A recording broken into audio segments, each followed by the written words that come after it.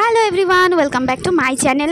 আজ হলো গিয়ে সোমবার, আর সোমবার সকালটা শুরু হচ্ছে দেখো ছাতু মুড়ি চিনি দিয়ে, সাথে একটু জল মিশিয়ে নিয়েছি। আজকের ব্রেকফাস্ট আর 10:51 বাজে। হ্যাঁ, এখন থেকেই শুরু হচ্ছে আমার সকাল, কারণ সকালবেলা ঘুম থেকে উঠলেও আবার শুয়ে পড়েছিলাম অনয় বেরিয়ে যাওয়ার পরে, আর এখন পড়তেও চলে এসছে 11টার সময়, কারণ আজকে ছিল ওদের ঈদের ছুটি, তো সেই উপলক্ষে সকালবেলাও পড়া ছিল আজকে ওদের।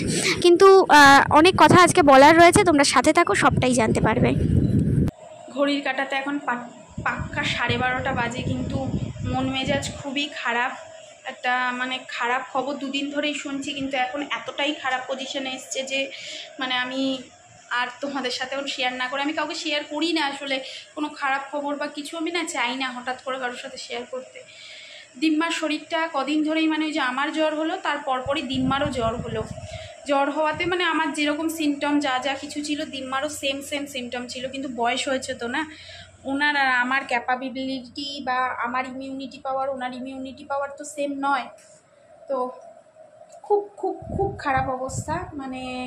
সকালবেলা না, আজকে আমার বললাম না তোমাদেরকে যে সকালবেলা আমি ঘুম থেকে উঠেছি এতটাই দুর্বল, ও চলে গেছে দরজাটা জাস্ট লক করে, ও আমাকে ঘুমন্ত অবস্থায় বেরোনোর সময় ও আমাকে গালে একটা করে আদর করে দিয়ে তারপর বলে আমি বেরোচ্ছি। হ্যাঁ, যেদিন আমি ধরো কোনো কারণে দেরি করে ঘুম থেকে উঠবো বা রাতে দেরিতে ঘুম থেকে উঠে রাতে ঘুমিয়েছি দেরি করে, কথাও আড়ষ্ট হয়ে যাচ্ছে এত কিছুর মধ্যে।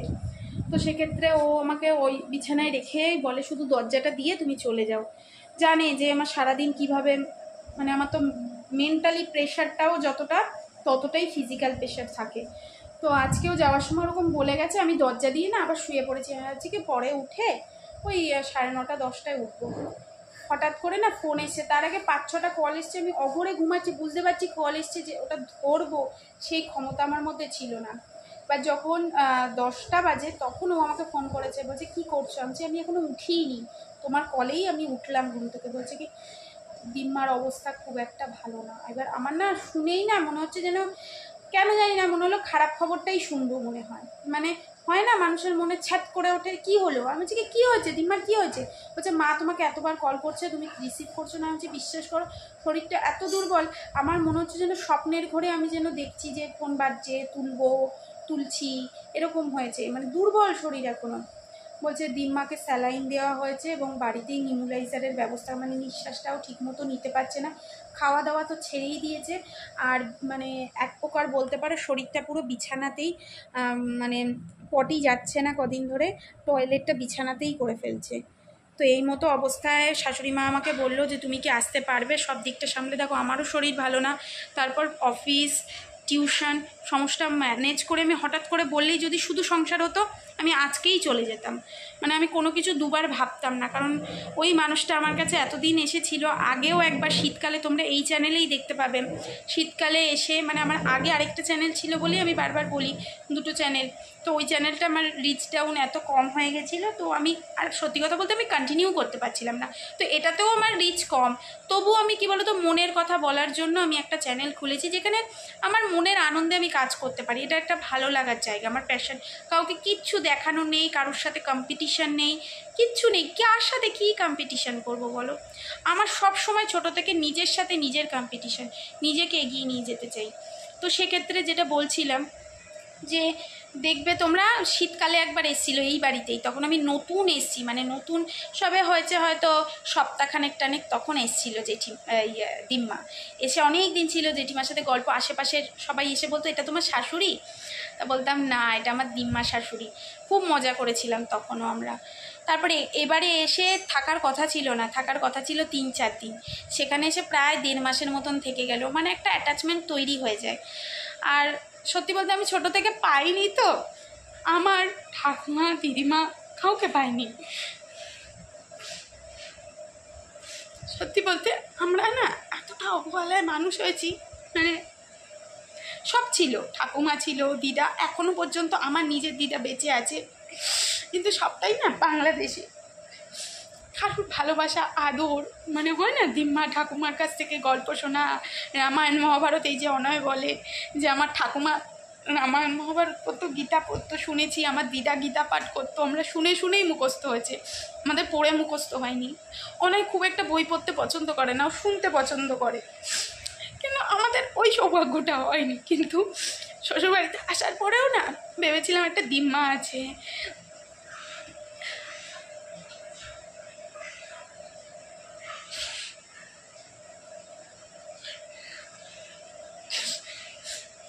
যাই হোক ভেবেছিলাম যে একটা দিম্মা আছে, গ্রামে বিয়ে হচ্ছে, পরিবারের লোকজন আছে, আমি একা একা মানুষ হয়েছি, আমার মা দোকান নিয়ে ব্যস্ত থাকতো, আমি আমার পড়ানো টিউশন করানো, আমার নিজের পড়া কলেজ নিয়ে ব্যস্ত, আমার বাবা নিজের ব্যবসায় ব্যস্ত, দাদা নিজেরটায় ব্যস্ত, মানে সেই রকম আমি পাইনি। হয় না যে বাড়ির সবাই একসাথে খেতে বসা, ওই ব্যাপারগুলো আমাকে খুব অ্যাটাচ করতো, খুব পছন্দ করি আমি ওই ব্যাপারগুলো, যে বাড়ির ছেলেরা একসাথে বসবে, বাড়ির মহিলারা একসাথে বসবে, রান্না করতে রান্নাঘরে সবাই মিলে কাজকর্ম করবে, গল্প করবে, এই জিনিসগুলো আমি খুব ভালোবাসি। তারপরে কারেন্ট চলে যাবে গ্রামে, সবাই মিলে বাইরে গিয়ে পুকুর ঘাটে গল্প করব, বাইরে বসবো। কিন্তু সত্যি কথা বলতে বিয়ের পরেও আমি সেটা পাইনি। মানে আমার নিজের ভাগ্যদোষী, চাকরি, টাকা ইনকাম করতে হবে, সব কিছু ছেড়ে দিয়ে আমি চলে এসেছি। অনেক কথা তোমাদেরকে বলার আছে, বলতে পারি না সব কথা। মানে সব কিছু পেয়েও না আমি পাইনি, আমার ঠাকুমা দিদা থাকতেও আমি তাদেরকে পাইনি, আমার গ্রামে এত সুন্দর একটা পরিবার থাকতেও আমি তাদেরকে পাইনি, গ্রামে জমি জমা এত কিছু থাকতেও আমি লোকের বাড়িতে ভাড়া থাকি। সব কিছু মিলিয়ে আমার থেকেও আজকে কিচ্ছু নেই।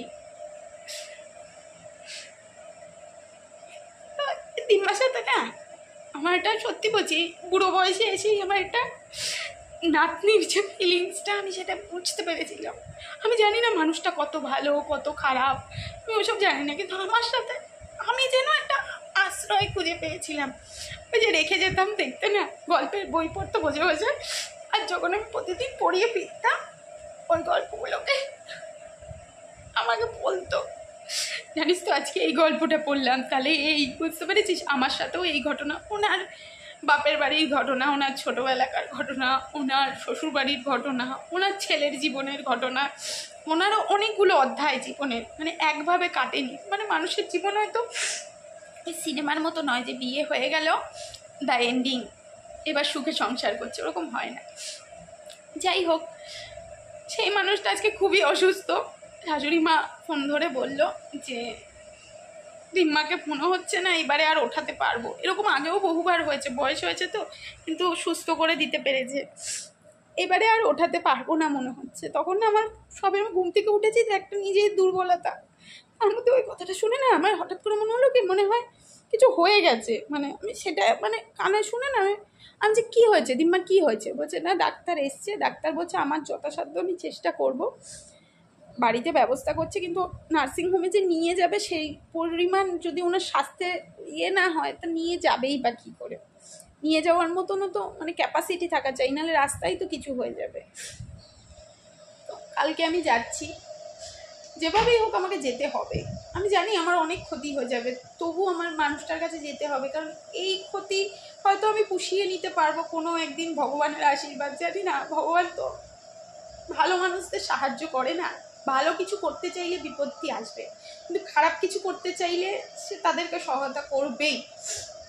যাই হোক, কালকে আমি যাব, কালকে সকালবেলা, সেই জন্যই আজকে আমি পড়িয়ে দিলাম। আজকে ঈদ, ওদের ছুটি ছিল, সকালে একবার পড়িয়ে দিলাম, বিকেলে আরেকবার পড়িয়ে হোমওয়ার্কগুলো দিয়ে আমি কালকে সকালেই যাব ওদের বর্তমানে, যেভাবেই হোক। মা বললো যে দেখি আজকে রাতটা যদি সেরকম হয় তোমাকে আসতে বারণ করবো, কিন্তু আমার মনটা না, ওই মনের মধ্যে ইচ্ছাত করে যে ব্যাপারটা ঘটলো, ঘুম থেকে উঠেই তো ফোন ধরেছি না, আমি বিছানায় শুয়ে তখনও লিটারেলি, তো আমি ও ফোন করেছে, প্রথমে বলছে যে তুমি ফোন ধরছো না, মা এতবার ফোন করছে, দিম্মার শরীরটা খুবই খারাপ। আমি বলছি কী হয়েছে, তখনই কিন্তু আমার হয়ে গেছে, আমি হচ্ছে কিছু হয়ে গেছে। ও বলছে কি তুমি মাকে একটু ফোন করো, আমি তো ডিউটিতে রয়েছি, তুমি মাকে ফোন করো।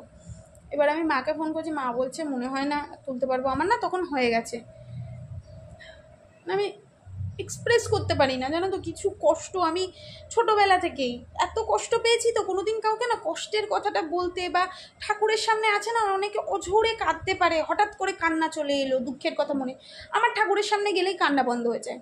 তখন মনে হয় কি আমার ভালো কথাগুলো ভগবানকে বলি, যে জানো এই হয়েছে, আমি জানি উনি খারাপটাও জানে ভালোটাও জানে, কিন্তু আমার সেই জিনিসটা আসে না, সেই জন্যই আজকে আমি অভাগী মনে হয়। সবাই বলে যে ভক্তের কান্নার জলেই ভগবান তুষ্ট হয়, কিন্তু আমি ভগবানের সামনে গিয়েই কাঁদতে পারি না। কষ্ট হয়, বুক ফেটে যায়, কিন্তু কাঁদতে পারি না এখনও। মানে আমার মনে হচ্ছে হাউ হাউ করে কাউকে ধরে কাঁদি, কিন্তু কাঁদতে পারছি না, যে আমি সব পেয়েও নিঃস্ব। দেখলে তো পুরী গেলাম, পুরীতে গিয়ে কত মজা করলো, ওনার জন্যই কিন্তু পুরীতে যাওয়া। যে ওনার বয়স হয়ে গেছে অনেক, আমাদের বিয়ের পর থেকেই উনি বলে যাচ্ছে পুরীতে যাব, পুরীতে যাব, তোরা নিয়ে চল, নাহলে তোরা হানিমুনে যা, উনি অনেকবার বলেছে। তখন সত্যি কথা বলতে আর্থিক দিকটাতে আমরা সবে সবে সংসার পেতেছিলাম, একটা নতুন সংসার, বুঝতেই পারছো, মানে পুরোপুরি নিজেদের দায়িত্বে। তারপরে সেই সময়টা ছিল লকডাউনের পর পর একটা বিয়ে, সেটা করে আসার পরে একটা মেন্টালি ব্যাপার থাকে। তারপর আমার তখন চাকরিটা, আমি ওই চাকরিটা, পুরনো চাকরিটা বিয়ের পর ছেড়ে দিই, টিউশন করছিলাম টুকটাক। তোমরা আমার আগের চ্যানেল মাম্পিস থিঙ্কিং বলে একটা চ্যানেল আছে, দেখবে ওই চ্যানেলটা আমার বিয়ের পর ছিল, মানে ওটা আমার বিয়ের আগে থেকে 2019-এ আমার চ্যানেলটা খোলা। ওটা হচ্ছে লকডাউনে ঠিক 1 মাস আগের থেকে, 1 মাস কি 1 সপ্তাহ আগে থেকে আমার ওই চ্যানেলটা ছিল। তো বিয়ের পরপর যা কিছু ব্লগিং যা কিছু হয়েছে আমি ওই চ্যানেলটাই করতাম, মাম্পিস থিঙ্কিং _PS, তোমরা সার্চ করবে দেখতে পাবে। তো তখনও এসে শাশুড়ি মা ছিল আমার কাছে, প্রায় বিয়ের পরপর 15 দিন মতন আমার কাছে দেওর আর শাশুড়ি মা এসেছিল আমার কাছে, এসেছিল মানে প্রথম শুরুতেই। বাপের বাড়ি, আমাকে বাপের বাড়ি থেকে অষ্টমঙ্গলা করে অনয় যখন নিয়ে যায়, তারপরে আমি ওখানে থেকে গেছিলাম, আর অনয় ডিউটির জন্য চলে এসেছিল। তো আমি ভাই মানে দেওরের সাথে আর মায়ের সাথে ফিরেছিলাম। ওই ধরো 4-5 দিন পরে, ও আসার 4-5 দিন পরে এসেছিলাম। তো এসে মায়েরা 15 দিন ছিল, মোটামুটি যতটুকু গুছিয়ে দেওয়ার গুছিয়ে দিয়ে গেছিলো। তবে আমার বিয়েতে না আমি এমন কিছু, মানে আমার বাপের বাড়ির দিক থেকে এমন কিছু গিফট পেয়েছিলাম যেগুলো সংসার গোছানোর জন্য মানে এমার্জেন্সি কাজে লাগতো, মানে যেটা আমার জন্য মানে আর্থিক দিকে অনেক সাহায্য করেছে। মানে না হলে ওই ঘটি বাটি বাসনপত্র প্রচুর কিনতে হতো, কিন্তু সেটা আমায় কিনতে হয়নি। এত জিনিস আমি পেয়েছিলাম, প্রেশার কুকার থেকে শুরু করে, থালা বাসনের সেট থেকে শুরু করে, কড়াইয়ের সেট থেকে, ননস্টিক প্যান থেকে শুরু করে, ইন্ডাকশান থেকে শুরু করে, ইলেকট্রিক কেটেল থেকে শুরু করে, এভরিথিং, ইভেন মিক্সার গ্রাইন্ডার থেকে শুরু করে সমস্ত কিছু আমি পেয়েছিলাম। সেই জন্য মানে আমার কোনো অসুবিধা হয়নি। তারপরে আমার বাপের বাড়ি কাছে, যা কিছু দরকার ছিল আমি মাকে বলতাম, মা এটা না পারছি না করতে। শিলনোড়া থেকে শুরু করে মা সমস্ত কিছু, শিলনোড়া, ঠাকুরের জিনিসপত্র টুকটুক টুকটুক করে কিন্তু আমাকে সব দিয়ে দিয়েছে। তো তাতেও আমার কিছুটা সুবিধা হয়েছে। এবার দেখো, সব তো মাকে আর শ্বশুরবাড়িতে বলা যায় না, শ্বশুরবাড়ি অত দূর, চাইলেও ওদের হয়তো 5টা রয়েছে, তবু আমি একটা নিয়ে আসতে পারবো না, কারণ কি বলো তো, অত দূর থেকে আনা সম্ভব নয়। তো সেই কারণেই আর আমার সেই জিনিসগুলো পছন্দও নয়, কারণ শ্বশুরবাড়ি দেখো এটা হচ্ছে গিয়ে আমি অস্থায়ী বাসস্থান, এটা কোনো স্থায়ী বাসস্থান নয়। সেই জন্য আমি স্থায়ী বাসস্থান থেকে অস্থায়ী বাসস্থানে কিছু আনতে চাইতাম না। তাও অনেক কিছু, বলবো না যে কিছু আনিনি, অনেক কিছুই এনেছি টুকটুক। এই 2টো গ্লাস, 2টো বাটি, 2টো থালা, এরকম করে শাশুড়ি মাও দিয়েছে। তারপরে ছোটো ছোটো কৌটো, যেসব জিনিসপত্র আমরা কিনি সেসব কৌটোগুলো আমার শাশুড়ি মা গুছিয়ে গুছিয়ে সুন্দর করে মশলার কৌটোর জন্য দিয়েছিল। অবশ্য সেগুলো সব আমি এখন ইউজ করি না, এখন পরবর্তীকালে নিজেরাও অনেক কিছু। দেখো, একটা সংসার হচ্ছে সমুদ্রের ন্যায়, যত দেবে তত লাগবে। মানে সমুদ্রে দেখবে তুমি যদি মানে একটা একটা করেও মানে পাথর ফেলতে থাকো, তবুও মনে হবে যত দিচ্ছি আরও দিতে হবে, আরও দিতে হবে, এইরকম পুরো। তো প্রচুর কিছু আমাদেরও কিনতে হয়েছে, তখন মেন্টালি প্রেশার। তার মধ্যেও মানে আমি সংসারটাকে আজকে এগিয়ে নিয়ে যাচ্ছি, মানে আমার মতো মেয়ে বলে। অনেক কিছু তোমাদের বলার আছে, তবে কি বলো তো, ভাবি কি যখন নিজের পায়ে দাঁড়াতে পারবো, নিজের একটা জায়গা তৈরি হবে, তখনই আমি স্ট্রাগলের গল্প করতে পারবো। না হলে এই স্ট্রাগলটা তো বেকার। এই স্ট্রাগলের তো কোনো মানেই হয় না যদি নিজেকে প্রতিষ্ঠিতই না করতে পারি। তাহলে সবাইকে স্ট্রাগলের, দেখবে বিভিন্ন মোটিভেশনাল যে চ্যানেলগুলো বা মোটিভেশন স্টোরি বলে, কাদের নিয়ে বলে, যারা স্ট্রাগল করে আজকে প্রতিষ্ঠিত, কিন্তু তাদের মতন স্ট্রাগল বহু মানুষ করছে, তো প্রতিষ্ঠিত হতে পারেনি, তাদের গল্প কেউ শোনেও নি, তাদের গল্প কেউ জানেও না। তো আমি জানি না আমি কোনোদিন প্রতিষ্ঠিত হতে পারবো কি না। অনেক কথা বললাম তোমাদের আজকে, জানি না কতটুকু বলা উচিত ছিল আর কতটুকু বলা উচিত নয়, তবে মন খুলে তোমাদের সাথে কথা বলতে চাই, কিন্তু অনেক সময় আমি পারি না। সেই জন্যই আমার এই চ্যানেলটা রাখা, যে যেটুকু বলতে পারি বলবো, আর যেটুকু বলতে পারি না জমিয়ে রাখি, একটা সময় না একটা সময় বলবো, কাউকে না কাউকে তো বলতে হবে। দেখো, শ্বশুরবাড়ির কথা বাপের বাড়ি বলা যায় না, বাপের বাড়ির কথা শ্বশুর বাড়িতে বলা যায় না, নিজের কথা কাউকেই বলা যায় না। এবার স্বামী, সেও নিজের দায়িত্ব পালন করছে তার মতো করে, তাকেও বেশি বললে তার কাছে সেটা বার্ডেন মনে হয়। তো সেই জায়গায় দাঁড়িয়ে অনেক প্রেশার লাইফে। হয়তো আমার মতো বহু নারীর এরকম প্রেশার রয়েছে, কিন্তু তবু আমার জায়গায় দাঁড়িয়ে আমারটাই মনে হয় যেন সবচেয়ে বেশি।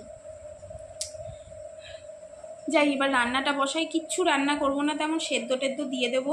কাঁচকলা আলু রয়েছে, সেদ্ধ করে রেখে দেবো। ও বলেছে কোপ্তা খাবে, রাত্রিবেলা কোপ্তা করব। আগের দিন ভেবেছিলাম কোপ্তা করব, শনিবার দিন করিনি। আজকে আলু সেদ্ধ টেদ্ধ দিয়ে আমি খেয়ে নেবো, আর রাত্রে যা করার করব। কিছু করতে ইচ্ছা করছে না। যাই, অনেকটা বেলা হয়ে গেছে। মানে আমার শরীর দুর্বল, মনটাও খারাপ। মানে দিম্মার কথাটা শোনার পর থেকে না কাজ করতে ইচ্ছা করছে না, মনে হচ্ছে চলে যাই, এখন যদি যেতে পারতাম। কিন্তু অনেক পিছু টান রয়েছে, অনেক কিছু দায়িত্ব আছে। হঠাৎ করে ওরকম চলে যাব, তারপরে এই দায়িত্বগুলোর জন্য তো আমাকে কথা শুনতে হবে বলো। এই বাচ্চাগুলোর দায়িত্বও তো আমার, তাদেরও তো টাকা নিচ্ছি, টিউশন ফিজ নিচ্ছি। তার বাবা মাও তো দায়িত্ব দিয়ে রেখেছে, তারাও তো এক্সপেক্ট করে দায়িত্ব। সবটা মিলিয়ে ঘেটে হয়ে রয়েছি লাইফে। যাই হোক, শুরু করি, রান্না শুরু করি। তেমন কিছু আর দেখাবো না তোমাদেরকে, আজকে সিম্পল রান্না করব। আর রান্না করে নিয়ে স্নান করে পুজোটা দেবো। আজকে সোমবার যেহেতু পুজোটা তো দিতে হবে, পুজোটা দিয়ে নেব। দিম্মাকে দেখবো বলে মনটা না খুব ছটফট করছিল। হঠাৎ মাথায় এলো ডাক্তারবাবু যেহেতু রয়েছে ওখানে, একটা যদি ভিডিও কল করে ওনাকে দেখা যায়। যেহেতু শ্বশুরমশাই শাশুড়ি মা কেউই স্মার্টফোন ইউজ করে না, তো ভিডিও কলিংয়ের সেই সুবিধাটা আমি পাচ্ছিলাম না। তো তারপর ডাক্তারবাবুকে বললাম যে আপনার নাম্বারটা যদি আমাকে দেন আমি ভিডিও কলিং করতে পারি। তো তারপর দেখো এখানে কথা হচ্ছে, আর দিম্মা যাচ্ছিল হচ্ছে টয়লেটে। তো সেই সময় আমি ফোন করেছিলাম। আর এখন আমি ভয়েস ওভার দিচ্ছি ট্রেন থেকে। তো কোথায় যাচ্ছি, কোথা থেকে ফিরছি সবটাই জানাবো, তোমরা প্লিজ একটু আমার সাথে থেকো। এখন বাজে বিকেল 6:15। দুধ চা করলাম নিজের জন্য। একটু চা খেতে ইচ্ছা করছে, মাথা যন্ত্রণা করছে প্রচণ্ড পরিমাণে, তো একটু চা করলাম। আর বিকেলে পড়ানো আছে, পড়তে আসবে। আর কালকে যাব বলে আমি তো সিদ্ধান্ত নিয়েই নিয়েছি। আর দেখলেই তো দিম্মা আগের থেকে বেটার আছে, বাট সুস্থ নয় একদমই। আর দিম্মা বলছিল না এলেও চলবে, থাক। কিন্তু ওই যে আমার একবার ওই মন উঠে গেছে, যাব মানে যাব কালকে। তো কালকে যাব, সেই প্রস্তুতিটা নিচ্ছি। আর সব কিছু মিলিয়ে একটু ঘেটে হয়ে রয়েছি। তো সেই জন্য না তোমাদের কাছে ভিডিওটা হয়তো সঠিক টাইমে গিয়ে পৌঁছাচ্ছে না। মানে 6টা, 6:30, 8:30, 9টা এরকম হচ্ছে। তবে চেষ্টা করছি রেগুলারিটি মেনটেন করতে, প্রত্যেক দিন যেভাবেই হোক ভিডিওটা অন্তত তোমাদের সামনে প্রেজেন্ট করতে। তো তোমরাও একটু সাপোর্ট করো আমাকে। তো পড়তে আসবে, চাটা তাড়াতাড়ি খেয়ে নিই। তো হাত মুখ ধুয়ে সন্ধে দেওয়া হয়ে গেছে, তো তারপরেই চাটা বানালাম, এরপরে পড়তে আসবে। তো তোমরা একটু সাপোর্ট করো প্লিজ, এটুকু তোমাদের কাছে আমার আবদার। রাতের জন্য সয়াবিন আলু দিয়ে বানিয়েছিলাম একটা ভাত দিয়ে ভেজে, পোলাও কিংবা বিরিয়ানি যেটাই বলো সেটাই, নিরামিষ আইটেম।